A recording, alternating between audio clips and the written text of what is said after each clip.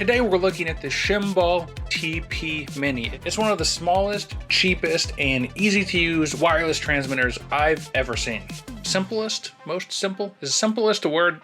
I don't know. And when I say one of the cheapest and one of the simplest, I think it actually might be the cheapest. It's only like just under 90 bucks for this thing, which is pretty impressive. And while it does have a lot of strengths, we're going to be talking the strengths, the weaknesses, and everything in between about this wireless system. So let's get into it.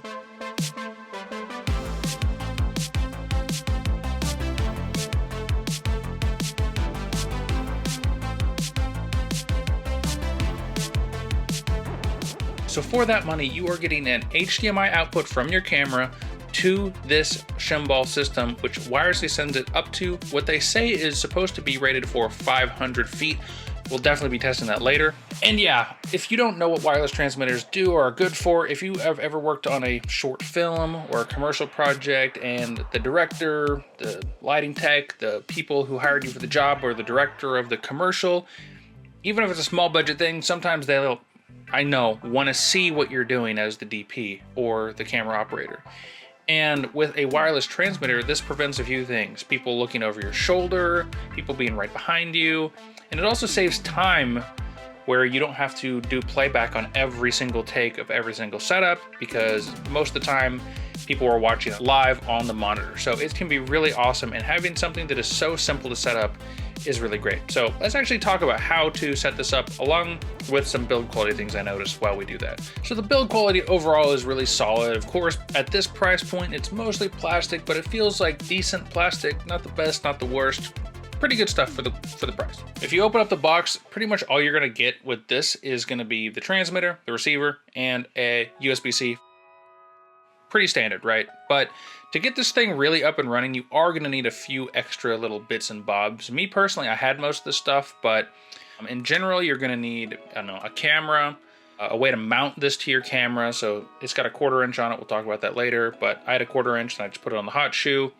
And then you're gonna need 2 NPF batteries, 2 HDMI cables, and some kind of monitor or TV or whatever you're gonna plug it into to send the feed to. So yeah, you basically just plug it into your camera, put the battery on, plug it into your monitor, put the battery on, turn it on, and again, this is where the simplicity comes in. It just turns on, starts up, connects right away, and you're pretty much good to go if you set it up right, which is really handy. If you watched my other video, which you can check out here with a more complicated setup from Shimball, there's a lot of setting things to receive or to transmit, picking your frequency and your channels and all this different stuff.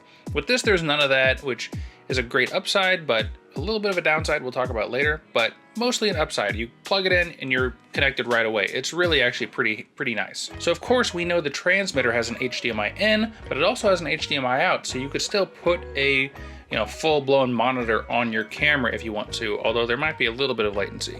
The receiver though, of course, has at least one HDMI. It actually has 2 HDMI outs, so if you somehow needed to string the receiver into 2 different monitors for 2 different groups of people or whatever, that is an option. So it is nice that you could get at least 2 or 3 different monitoring situations, 1 on the camera side, 2 on the receiver side. And just to go over the other essentials, we've got a battery level on the side, a power switch, 2 different buttons, all the different HDMI ports, and also a USB-C, which you can power this with alternatively.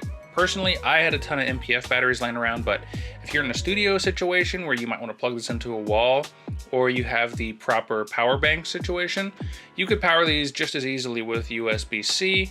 Personally, I think I'm probably going to maybe power it with a V-mount battery, which I use a lot of times to power my camera. I could power my camera, my monitor, and this transmitter all with 1 battery. So that'd be really nice. And the only mounting point on these is gonna be a 1/4 20 on the bottom, which it makes sense because I think it transmits out the top, but I wish there's a few more options. But again, with this price point, what are you gonna do? I would say the only potential downsides I can think of is this color scheme might be a little extra for some people. I think it's pretty cool, but I would understand if people said that and didn't love that choice. Speaking of, the red paint is kind of just painted over the lettering for HDMI in, HDMI out makes it a little bit hard to read, but that's very lighting dependent, so sometimes it's easier to read than others. Still, it is what it is. So that was my initial setup. Again, it's not really complicated, but the build quality is perfectly fine. The setup is incredibly easy. So now that we have it all set up, let's go out in the field and see if the range, how that really works out. So hiking out to these bleachers, maybe there was some metal interference messing with this test, but overall, I just wanted to walk down this bleachers straight line and see if we had any interference. So going the full distance down these bleachers, we had a few little dropped frames and cutouts and things like that. But going on Google Earth, this whole bleacher situation was well over 200 feet. It's unfortunate we're getting dropouts even in the 200, 250 feet range, but again, so much metal and weird things interacting that who knows, if I was in an open field, maybe it would be better. But when you see measurements like 500 feet, that it really is like in perfect conditions. So, I'm fairly happy with this result, especially when I went past the bleachers, behind a brick wall, past the metal railing, and kind of completely got out of sight.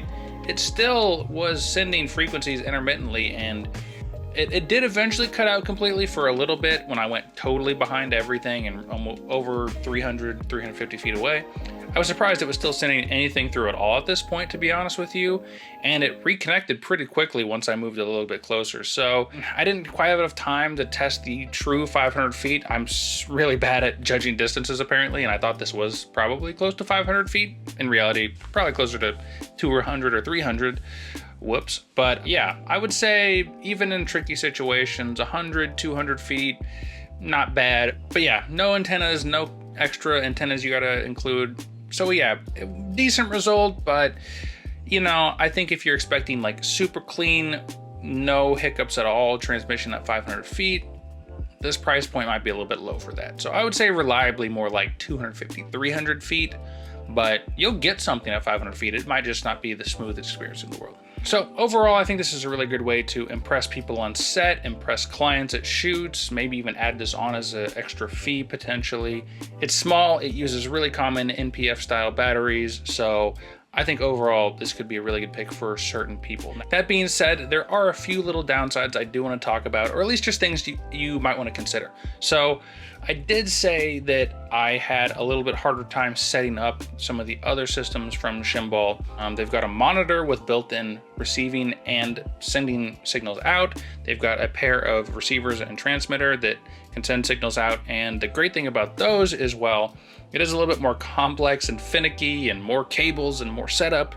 When I work on these music videos or short films, it's nice to have a monitor with my director, a monitor with someone doing like continuity or scripty, a monitor with my lighting technician so he doesn't have to run behind the camera every single time when he makes a lighting adjustment. He can hold that. And those other devices also connect to iOS devices via an app, which I think would have been nice for this, but again, I get why they didn't, but it's still a bummer because having, director with a monitor, somebody else with a monitor, lighting tech with just an iPad or his phone or something, that can be really nice to get those multiple feeds out of one device. So the price definitely reflects that. You definitely need to know what you're doing, and it takes a lot more setup to get the channels dialed in, auto scan for all this stuff. I won't go super into it.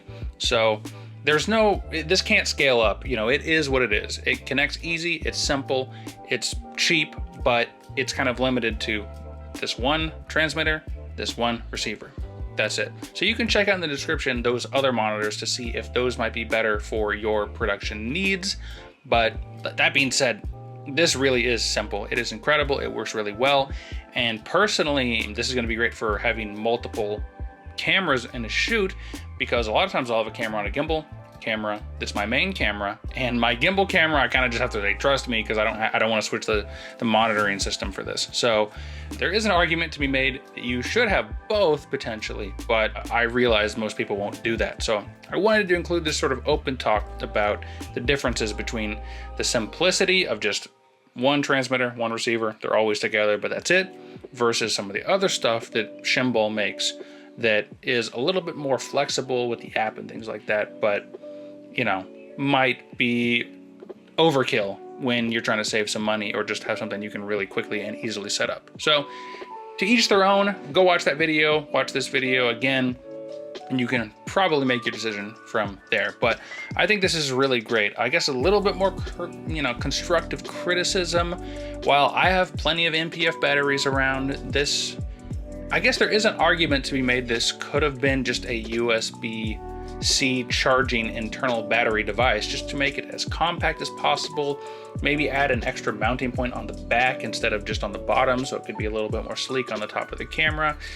I'm just spitballing here, but if this is really going to be a simple device where you just plug it into your camera, plug it into your TV, and you have a quick monitoring system that's like, okay, maybe a rechargeable internal battery would be better. Personally, those are kind of hit or miss for me, because sometimes if they die, that's it. There's no swapping them out or recharging them at a certain point. So maybe this is best, but I don't know. Maybe it's worth looking into a different version that is an internal battery USB-C charging. Let me know what you think, guys. Should this be internal USB-C charging, or do you like the NPF battery style? Again, I'm 50-50 on it. Maybe there should be both, who knows? But again, with some of those little nitpicks out of the way and some of those things we talked about earlier, I still think this is a fantastic little device. I think a lot of people could get a lot of use out of it for certain commercial and narrative projects, and if you're interested, definitely check it out, or some of the other stuff Shimball makes. They make great little monitors, and I really think they're doing some fun stuff, and they've helped me out so much with some of my productions. Like wireless transmission was so out of my control and out of, it was just not very doable until very recently, and so I'm really glad things like this exist. Anyway, guys, let me know in the comments what you think of this thing versus the other transmitter devices they have available.